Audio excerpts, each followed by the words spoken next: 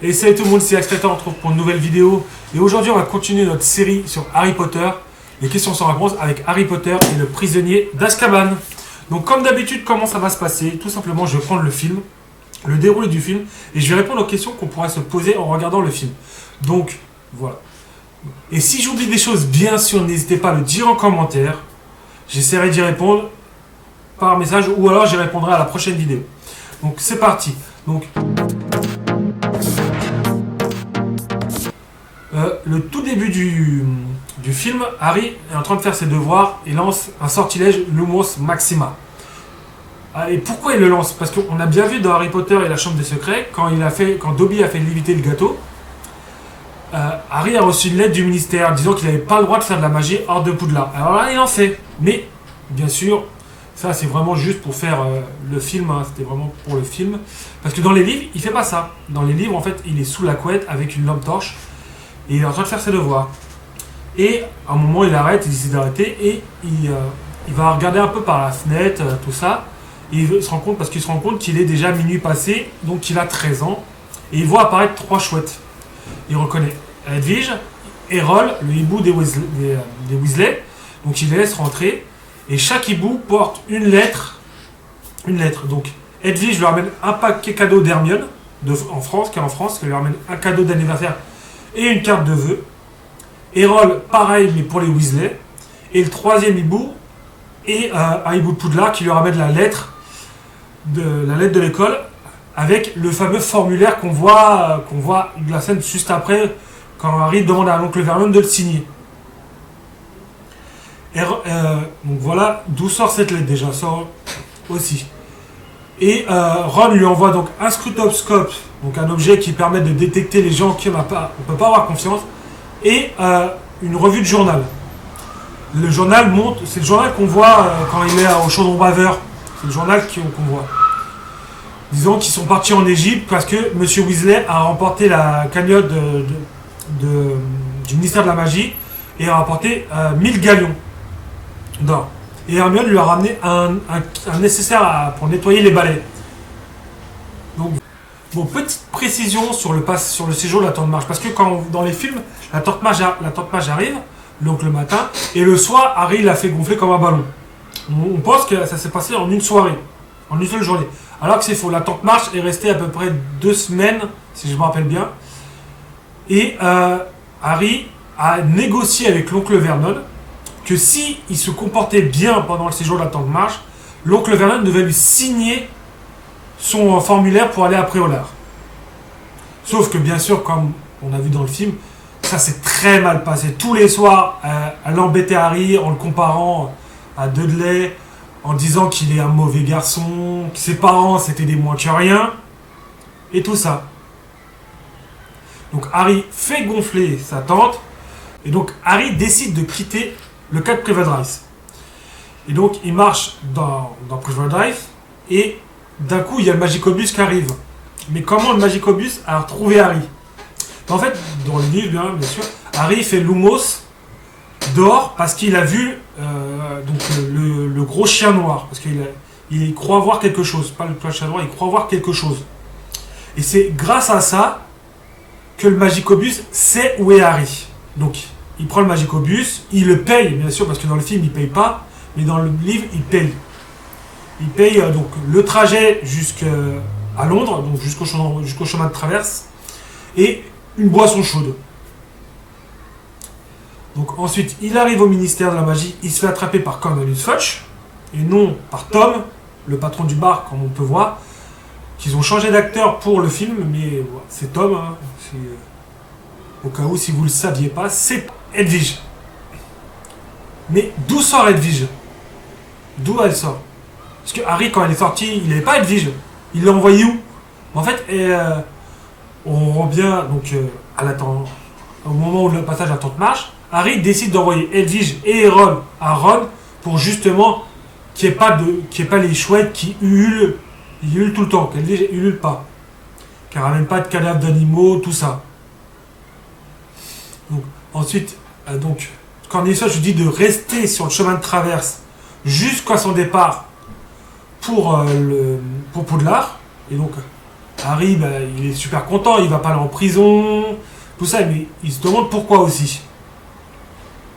Donc, au moment, ensuite, il fait sa vie sur le chemin de traverse, il regarde les boutiques, il fait ses devoirs à la terrasse de Florent Fortaros, donc un glacier du chemin de traverse. Et ensuite, il voit le fameux éclair de feu. Donc le fameux balai qu'Harry reçoit à la fin du livre. Il le voit installé dans la boutique. Il le voit quasiment tous les jours. Et juste avant de rentrer, juste avant de partir pour le Q9 3 quarts, il voit Ron et Hermione. Avec toutes leurs achats. Donc la nouvelle baguette de Ron parce qu'il l'a cassée lors du dernier film. Il l'a cassé au dernier film. Donc ses parents lui ont offert grâce justement à ces 1000 galions. Et Hermione avec tous ses livres scolaires, parce qu'elle a pris quasiment toutes les options possibles et imaginables en fin de deuxième année. Elle a coché toutes les options. Donc elle a acheté tous les livres scolaires, et ses parents lui ont donné de l'argent de poche pour s'acheter un cadeau d'anniversaire sur le chemin de traverse, vu que son anniversaire était bientôt. Et elle a décidé elle voulait acheter un hibou de base. Mais ils sont partis dans l'animalerie, et elle a acheté Paton Rond. Donc voilà d'où sort le chat d'Hermione aussi. Ensuite, dans le passage du Poudlard Express, au moment où le détraqueur attaque Harry, il entend un cri. Et on ne sait jamais ce cri c'est quoi. On ne sait jamais. Et c'est tout le temps le même cri. Alors que non, c'est pas tout le temps le même cri en fait. Et en fait, il revit le soir où ses parents sont morts. Donc il revit l'attaque de Voldemort sur ses parents. Ensuite, on rentre dans Poudlard, et il y a la fameuse chanson que les élèves chantent avec un professeur. On ne sait pas sur le moment c'est qui, mais il faut savoir que c'est le professeur Flitwick. Ils ont changé de costume. De base, il ne devait pas apparaître dans le film, le docteur Flitwick. Le professeur Flitwick ne devait pas apparaître dans le film. Donc, ils ont fait un autre costume spécial chef d'orchestre pour le jouer un autre professeur. Mais de base, c'est vraiment le professeur Flitwick qui fait la chorale. Et c'est l'hymne de Poudlard, on va dire. Qui chante dès le premier livre, en parlant de ça. Donc, voilà. Et ensuite, il y a Malfoy qui dit à Harry qu'il s'est évanoui. Mais comment il l'a su, Malfoy, que Harry s'est évanoui? Comment il l'a su exactement? C'est pareil, c'est juste avant de rentrer dans Poudlard. Pendant qu'il voyageait avec les diligences, en fait, Neville était avec Malfoy dans les diligences. Et dans les livres, il faisait partie de la scène où le détraqueur rentre dans la cabine de Harry. Il était avec Harry, Ron, Hermione, Ginny, Neville et le professeur Lupin. Et donc c'est Neville qui a dit à Malfoy qui s'est évanoui. Dans ce livre, il n'y a jamais Voldemort. Mais vous savez qu'il apparaît dans le film.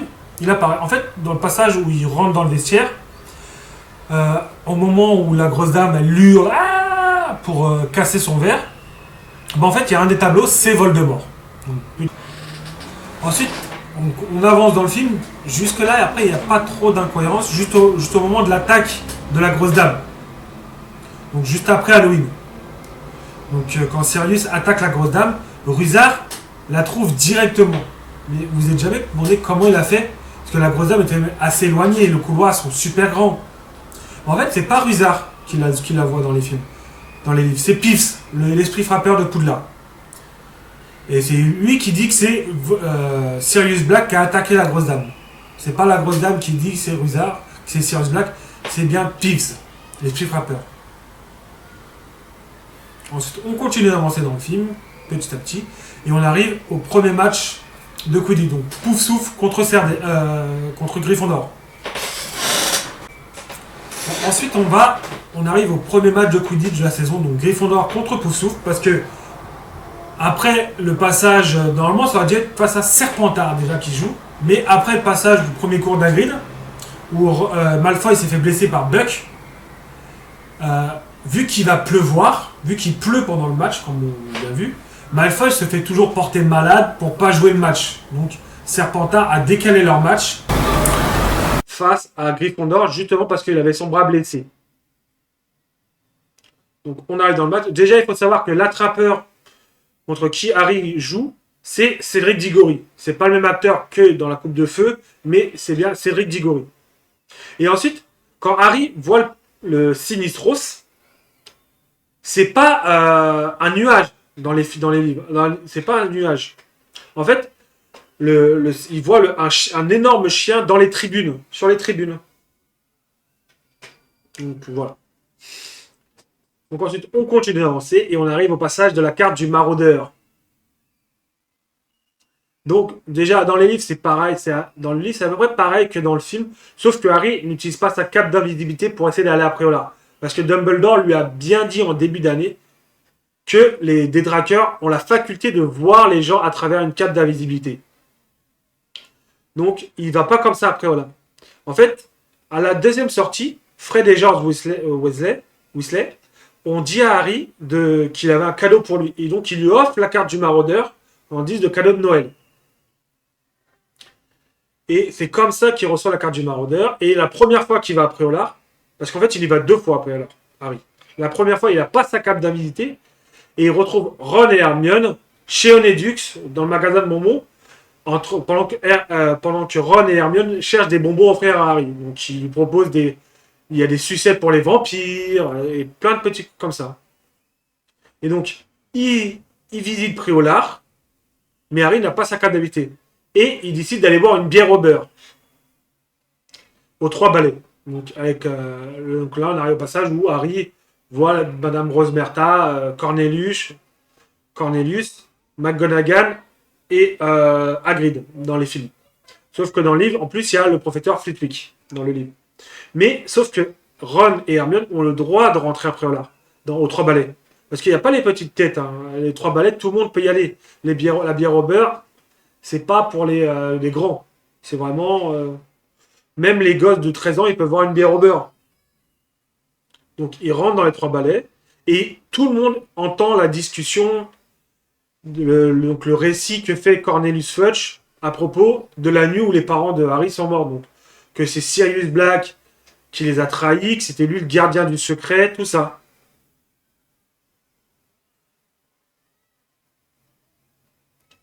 Et ensuite, donc ça c'est la première sortie. La deuxième sortie, Harry fait une deuxième sortie. Là, il prend sa cape d'identité parce que Hermione est prête à le dénoncer à McGonagall pour protéger Harry. Parce que la deuxième sortie d'Harry se fait après l'attaque de Sirius dans les dortoirs. Donc après que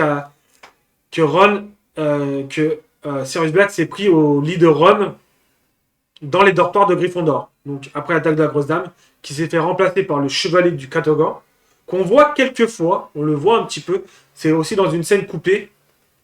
Cette attaque, elle est dans une scène coupée. Et donc Harry décide de prendre sa cape d'invité pour pas que, même si Hermione voit Ron, Harry sera pas avec lui parce qu'il est sous sa cape d'invité. Et donc c'est là qu'ils vont près de la cabane hurlante et ils voient Malfoy. Et Harry décide de se venger de Malfoy en lui jetant de la boue. Donc à peu près ce qu'il a fait dans les films. À peu près ce qu'il a fait dans le film. Et Malfoy enlève la cape d'invité d'Harry, il voit sa tête et court au château. Et donc là, on arrive pour les films au passage où Harry rencontre Rogue dans le couloir et il ne sait pas punir à ce moment-là parce qu'il marche la nuit. Parce qu'en fait, dans les films, dans les livres, c'est pas la nuit, c'est encore la journée. Donc Rogue attrape Harry, l'emmène dans son bureau et il voit la carte du maraudeur. Et donc il essaie de l'activer, mais il ne sait pas comment ça marche. Et Rogue dit je suis professeur de cette école, dévoile tes secrets.